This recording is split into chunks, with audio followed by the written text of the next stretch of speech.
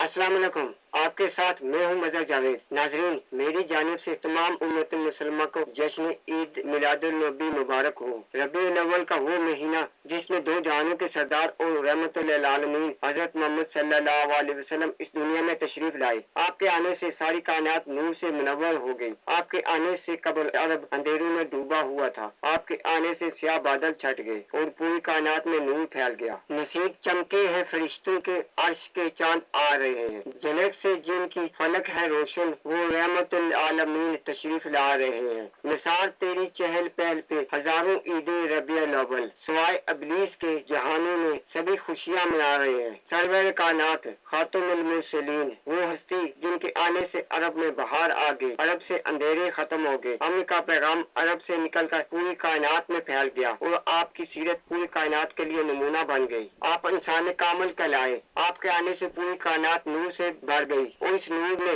तमाम कायनात को रोशन कर दिया। जश्न ईद मिलादुल नबी एक खुशी का मौका है। रबीउल अव्वल की 12 तारीख को ये जश्न मनाया जाता है। आशिकान रसूल आपके आने की खुशी इंतहाई अकीदत से मनाते हैं। अल्लाह ताला ने कुरान मजीद में अरशाद फरमाया है, महबूब आप फरमा दीजिए अल्लाह की रहमत और फजल की खुशियाँ मनाओ। मुसलमानों पर अल्लाह का सबसे बड़ा फजल और रहमत हमारे प्यारे नबी हजरत मोहम्मद सल्लल्लाहु अलैहि वसल्लम है। जश्न ईद मिलादुल नबी मनाने से अल्लाह की खुशनुदी और दो जवानों की खुशियाँ हासिल होती हैं। आपका मिलाद मनाकर अहले ईमान दिलों को रोशनी और ताजगी पहुंचाते हैं। आपकी आमद बासआदत पर खुशी का इजहार करते हैं और अल्लाह ताला के इस एहसान पर शुक्र अदा करते हैं।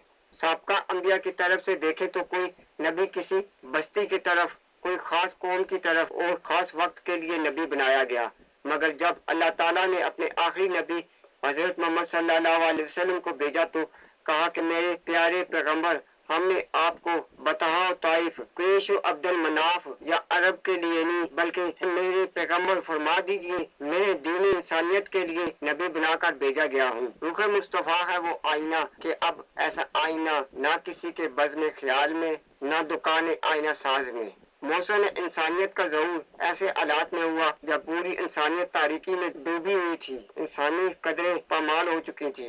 यूनान का फलसफा दम तोड़ चुका था। रूम का ज़ाब्ता और ईरान का कानून बेबस था। तो ऐसे में फरहान की चोटियों से एक ऐसे नूर का ज़हूर हुआ जिसने जमीन और आफाक को दरख्शां और ताबा कर दिया। जिस दिन बातल के अंधेरे छट गए, आपके आने से नमाज को सुरूर मिल गया, सजदे को तकद्दस मिल गया, जबीन को सुकून मिल गया, बेकरारों को करार मिल गया, बेसहारों को सहारा मिल गया, आशिकों को महबूब मिल गया, अंधेरों को उजाला मिल गया, आसियों को अकराम मिल गया, मुत्तकियों को इनाम मिल गया। मेरे नबी के आने से नबियों को अमान मिल गया, उम्मत को शरीयत मिल गई, इंसानों को रहमत मिल गई, सखियों को सखावत मिल गई, शहीदों को शहादत मिल गई, आबदों को अबादत मिल गई, काजियों को अदालत मिल गई, वलियों को वलायत मिल गई, मजलूमों को हमायत मिल गई, बेनवाओं को नवा मिल गया, गुलामों को हुकूमत मिल गई।